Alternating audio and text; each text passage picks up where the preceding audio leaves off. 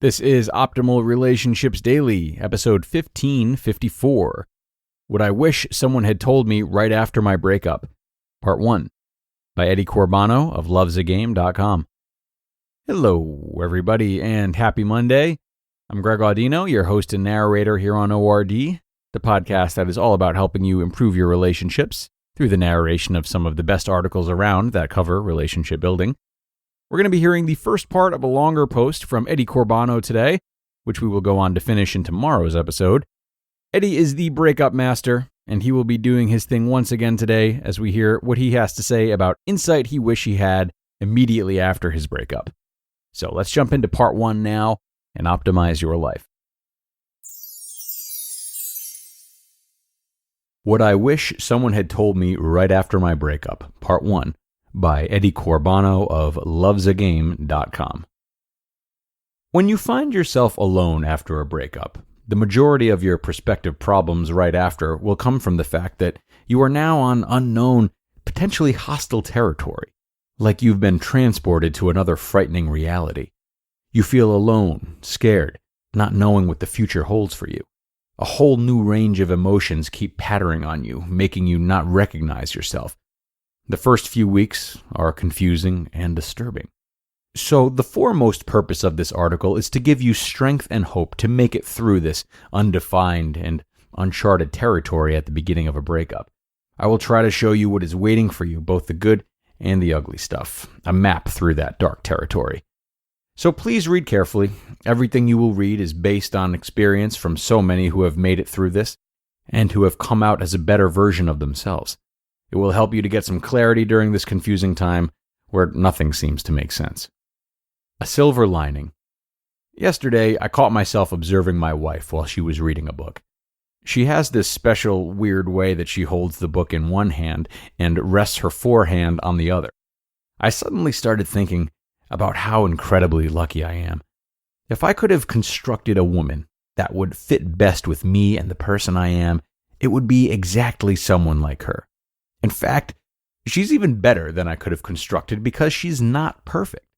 Perfection doesn't exist, and if it did, I am convinced that we would bore ourselves to death with a perfect partner. Instead, my wife is challenging, always testing my boundaries, spicing my life with her colorful, emotional facets. At that moment, I thought, what would have happened if somebody were to give me this exact picture of her and her description back during the very beginning of my breakup? How would I have felt if I knew that one day in the future I would have her by my side, loving me, accepting me as I am, and standing beside me no matter what? Would my pain have gone away instantly? Would I have been relieved? Would I somehow have changed my way? The answer is most probably not, because breakup recovery is not about sudden epiphanies that have the power to change everything. We must understand that there isn't a set of words, a magic pill, or a glance into the future that can heal us overnight. It is about a process, a journey during which we change ourselves for the better. The panic. Right after the split, you feel numbness, as if something strange has happened and you're not really sure what. Unfortunately, this doesn't last long. Soon you will enter a new phase, and experience sheer, archaic, I can't make it alone existential panic. The kind of panic the Stone Age man experienced when he found himself abandoned and alone, surrounded by wild animals.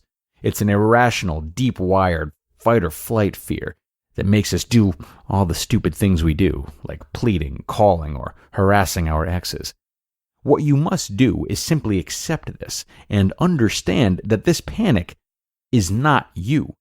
It's just an automatic reaction to an existential threat. After that comes the pain. The pain. And for the time being, the pain is there. You must accept this. The pain is there simply because the relationship mattered to you. You felt an honest, passionate, authentic, deep-down love for your partner. And that is a great thing. That's a beautiful thing. That means that you can feel honest love, that you're capable of believing in someone, cherishing the people that you care most about. And that is the foundation of every fulfilling long-term relationship.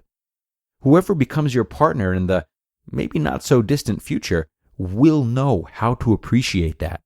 They will be lucky to have found you. My wife isn't like my ex at all. And back during my breakup, I really thought that it would be absolutely impossible ever to find someone again who was that compatible to me like I thought my ex was.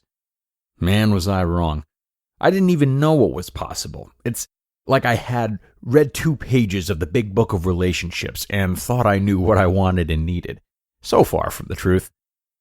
The no contact rule. Quote, "You can't always get what you want, but if you try sometimes, well, you just might find you get what you need." By the Rolling Stones. I know that you feel the urge to contact your ex, to talk to them, to ask them what the hell happened, to just see them one more time. It's a normal human reaction. But hold on here. Trust me when I say this, because I've been doing this since 2005. The truth is, you won't find relief in talking to them. You won't find the answers. You won't find closure. All you will find is pain and frustration. I understand that you're hoping to get them back. I understand that you want to stay friends with them so they don't disappear completely out of your life. I know all of that. But you must trust me now and believe in my expert knowledge that this is a huge mistake. You have to start the 60 days of no contact. I walk you through it step by step when you join my newsletter. If you think that you can't do that or you just don't want to, then you do what you have to do and see where it gets you. I don't mean that in a bad way. Some of us simply need to go through this experience before committing ourselves to the no contact rule. Following this rule is the essential factor if you want to get over your ex the fastest and cleanest way possible.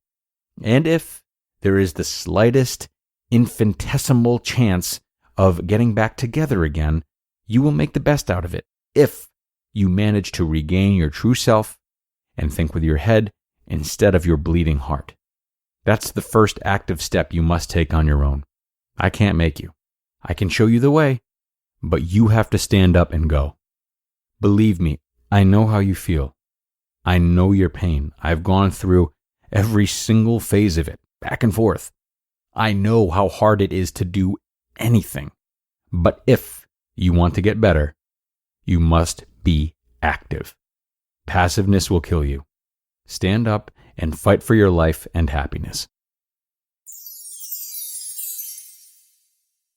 You just listened to part 1 of the post titled, "What I Wish Someone Had Told Me Right After My Breakup" by Eddie Corbano of lovesagame.com. And thank you so much to Eddie. You know, there's a lot more to get through, and we have the rest of the post to look forward to tomorrow. But I really enjoyed today's takeaways about the fact that breakup recovery is indeed a process, as is healing from any significant trauma. And if you've been listening for a while, you've heard that before and you already know it. But sometimes it's really important to check back in with that fact when we're in the midst of something like this and, you know, maybe trying to rush out of it or have people in our ears that are downplaying the severity of it or kind of trying to jumpstart us to get ourselves over it. You have to allow yourself time to heal. And I'm guessing you've never truly recovered from anything serious in your life by trying to muscle your way through it and suppressing feelings that needed to be entertained. So why start now? Doesn't make sense. We are here with you, we believe in you, and luckily Eddie has more words of wisdom to help you out in the remainder of this post, which we will hear tomorrow. So thank you so much for joining part 1 today, of course, but do be sure to come back again for the rest. I look forward to seeing you there, where your optimal life awaits.